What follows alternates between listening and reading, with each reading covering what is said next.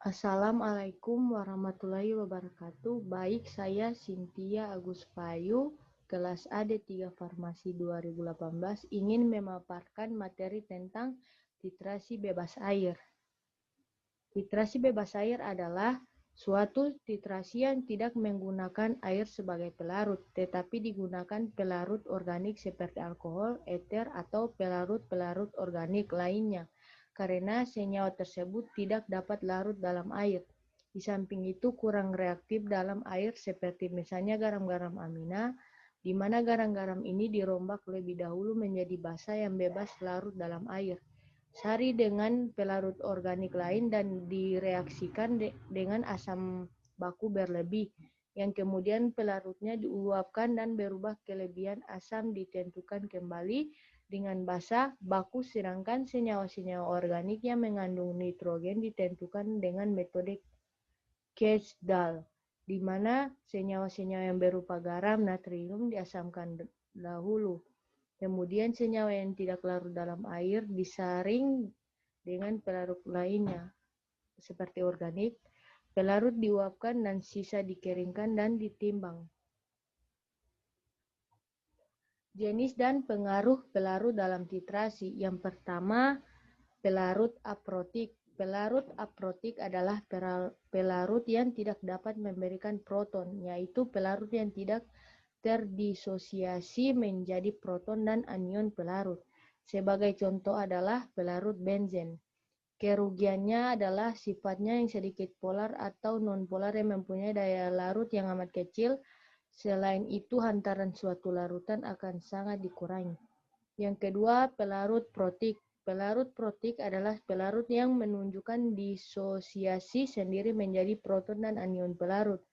Secara praktis, pelarut yang seperti ini selalu dapat memberi dan menerima proton. Pengaruh pelarut aprotik terhadap titrasi bebas air adalah senyawa Cl yang dilarutkan akan tidak bereaksi dengan pelarut. Karena itu, kekuatan asamnya tidak berkurang. Sebagai ukuran untuk kekuasaan asam adalah afinitas proton. Indikator titrasi bebas yaitu adalah zat warna larut yang menampakkan warnanya tampak jelas dalam rentang pH yang sempit. Jenis indikator yang khas adalah asam-asam organik yang lemah mempunyai warna berbeda dan basa konjugatnya. Indikator yang baik mempunyai intensitas warna yang sedemikian rupa sehingga dapat hanya beberapa tetes larutan indikator yang sedang diuji. Konsentrasi molekul indikator yang sangat rendah ini hampir tidak berpengaruh terhadap pH larutan. Metode penetapan kuantitatif dan kuantitatif pada titrasi bebas air. Yang pertama, analisis kuantitatif. Asidimetri merupakan penetapan kadar secara kuantitatif terhadap senyawa-senyawa yang bersifat basa dengan menggunakan baku asam. Analisis titrimetri dari sejumlah senyawa-senyawa basa lemah dalam asam asetat glasial memungkinkan untuk menggunakan larutan baku asam klorat sebagai titran. Yang kedua, analisis kualitatif. Analisis kualitatif yaitu analisis untuk mengetahui ada tidaknya suatu zat dalam sampel.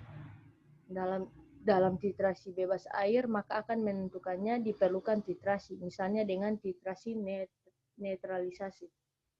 Kesimpulan di sini yaitu titrasi bebas air adalah titrasi yang menggunakan pelarut organik sebagai pengganti air untuk mempertajam titik akhir titrasi. Prinsip kerja dalam metode titrasi bebas air adalah menggunakan pelarut organik dengan menggunakan reaksi netralisasi, yaitu dapat dilakukan antara larutan basa lemah dan asam-asam lemah.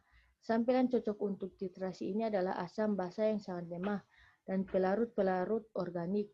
Metode analisis untuk titrasi bebas air meliputi analisis kualitatif dan kuantitatif.